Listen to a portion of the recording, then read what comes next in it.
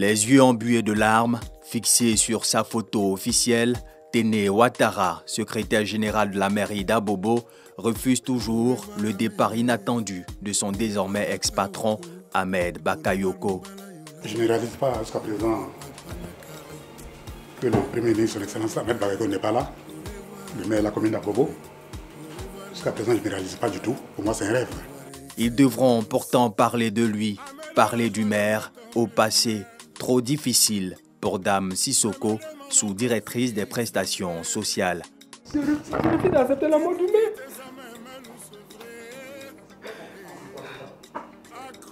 Quelques jours après l'enterrement et au lendemain de la cérémonie du 7e jour, meurtris, les agents de la mairie d'Abobo sont à leur poste, répondant à l'appel du devoir. L'administration, c'est une continuité. On avait des activités, des audiences foraines. Il fallait venir quand même trouver des extraits, aider nos parents à obtenir des extraits, puisque c'était le vœu de monsieur le maire. Donc depuis ce matin, c'est cette tâche que nous sommes. Rendre hommage par le travail à celui qu'on appelait le Golden Boy, l'étoile d'État, est devenu une priorité pour ses collaborateurs. Il nous a laissé, nous aussi, on doit travailler dans le même sens que lui. On fera tout pour toujours rehausser le niveau. Comme il a commencé dans la commune, on sera toujours acharné dans le travail à fond. Pour honorer sa mémoire, nous serons debout. Nous allons prendre le pion là où il a déposé et l'élever là encore plus haut, comme il avait toujours sauté.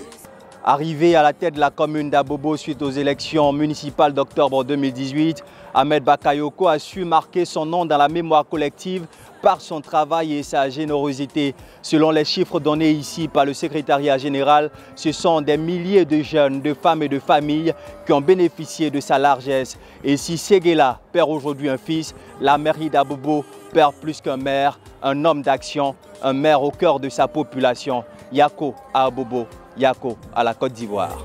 J'ai plié les genoux quand j'ai appris la nouvelle.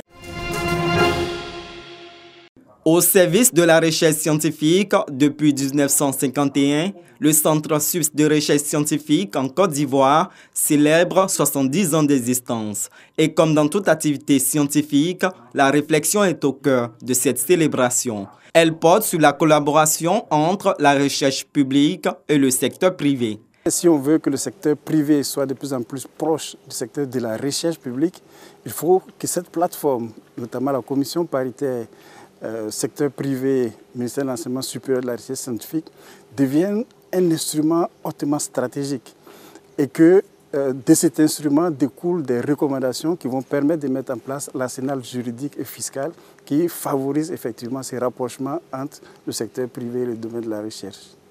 À ce jour, le centre de recherche bénéficie de subventions publiques de la Suisse et de la Côte d'Ivoire qui couvrent à peine 30% des besoins. Les 70% sont pourvus auprès des bailleurs de fonds. Les chercheurs exhortent donc le secteur privé à s'intéresser au financement de la recherche. L'Union africaine demande à ses États membres d'investir au moins 1% de leur PIB dans la recherche scientifique. C'est loin d'être encore le cas. 16 millions de francs CFA pour réduire l'afflux des déchets plastiques et autres formes de déchets liquides et solides humains et industriels dans l'environnement marin des régions de la Convention d'Abidjan.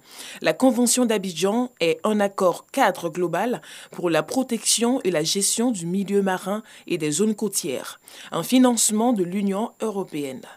La Convention d'Abidjan s'inscrit vraiment dans un sujet qui est au cœur des activités de l'Union européenne. Aujourd'hui, on a parlé de l'économie bleue. Pourquoi? Parce que les océans représentent 70% de la surface de la Terre et on est conscient qu'il faut les protéger avec leur biodiversité, il faut éviter la pollution, il faut les protéger pour la durabilité de l'économie. Il s'inscrit dans le cadre du programme de renforcement des capacités liées au AME, accords multilatéraux sur l'environnement dans les pays ACP, Afrique, Caraïbes, Pacifique. Selon le ministre des Affaires maritimes, 14 000 tonnes de déchets sont déversées chaque année dans la lagune ébriée, un frein pour l'écosystème marin. Faire en sorte que ces déchets-là soient transformés. Voilà, donc il y a un volet transformation de ces déchets. Ces déchets peuvent être utiles, ils doivent être utiles à d'autres niveaux. Donc il faut bien que ces déchets soient transformés. Mais il y a un volet de sensibilisation et ce volet de sensibilisation-là, nous devons pouvoir le faire. Ce programme de la Convention d'Abidjan vise également à soutenir les activités des pays membres afin de mieux gérer leurs côtes et leurs océans et de promouvoir la mise en œuvre effective de leur engagement. Le but de ce projet, c'est de faire de telle sorte qu'on puisse mettre en place un cadre de gouvernance qui fera que l'ensemble de ces acteurs-là, et même du secteur privé aussi, puissent se parler afin qu'on puisse faire les arbitrages nécessaires pour une utilisation rationnelle, efficiente des ressources marines et côtières. Le programme de renforcement des capacités liées au AME est à sa 3e phase. La première et la 2e ont permis d'améliorer les compétences de négociation des fonctionnaires et acteurs de la société civile. Dans le village de Bida, dans la sous-préfecture de Gabiagui, les producteurs de cacao ont été sensibilisés sur le travail des enfants dans la cacaoculture. Pour le président de l'ONG Les Amis de San Pedro, qui fait la promotion du cacao ivoirien en Europe, il faut faire la part des choses. Un enfant peut aller au champ, mais il y a des tâches légères. C'est ce qu'on appelle le travail socialisant. Même en Europe, même les enfants en 3e, ils font des stages dans les entreprises pour apprendre le travail socialisant. Nous en faisons ici aussi dans le cacao. Un enfant ne peut pas faire l'abattage des arbres, il ne peut pas faire le dépouchage, il peut aider au piquetage. Ça, c'est des tâches légères. Et ça lui permet de comprendre la vie. Et puis quand il va à l'école, il devient plus fort. Parce qu'après, il peut être l'héritier de la plantation de son papa pour pouvoir pérenniser le cacao. Le fait de venir nous dire que nos enfants ne doivent pas travailler assez dur dans nos plantations, nous pensons que c'est une bonne chose. Il faut sensibiliser dans ce sens-là. Les enfants ont le droit d'aller à l'école. Le cacao ivoirien, de la pépinière à la fabrication du chocolat, en passant par la cueillette, l'écabossage et le séchage, un film documentaire retraçant le processus présenté aux élèves qui ont eu l'occasion de déguster du chocolat et de recevoir des ouvrages. La Côte d'Ivoire aujourd'hui est en phase de transformation de sa masse de cacao. Donc il faut bien des consommateurs. Donc ces enfants ont apprécié le chocolat qu'on leur a donné, ça leur donne goût au chocolat. Et en plus, on a appris les vertus du chocolat. Le chocolat qu'on nous a partagé, c'était bien. Et c'était de la bonne qualité. Arrivé à la maison, je vais dire à mes parents que le matin, chaque jour que je me réveille avant de revenir à l'école, mon petit déjeuner qui me donne du chocolat. Le président de l'ONG Les Amis de San Pedro, soucieux de la santé des producteurs de cacao du village de Bida, leur a remis un lot de médicaments et du matériel médical.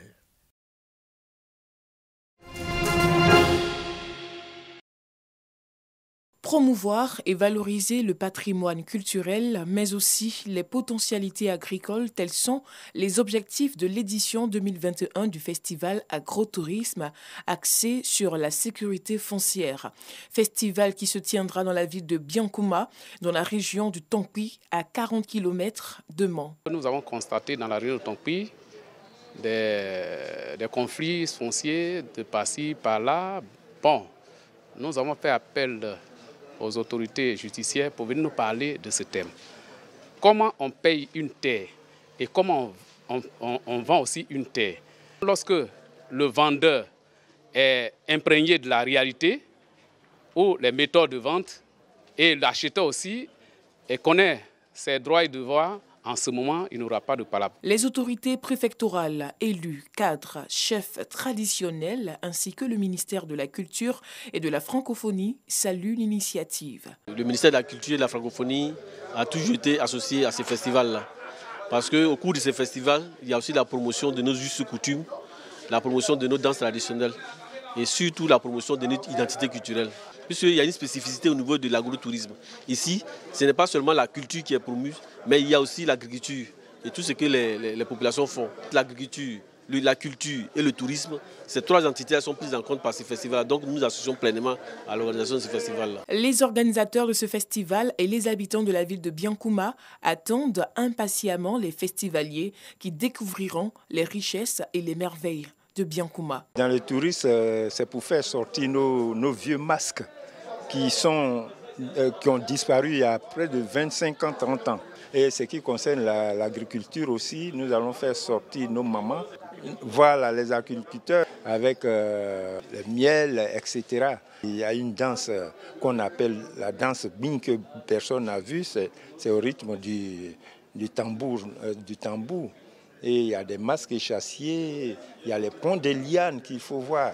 Tout ça, nous allons rassembler pour faire présenter aux touristes. Le festival Agrotourisme édition 2021 se déroulera du 6 au 8 mai prochain.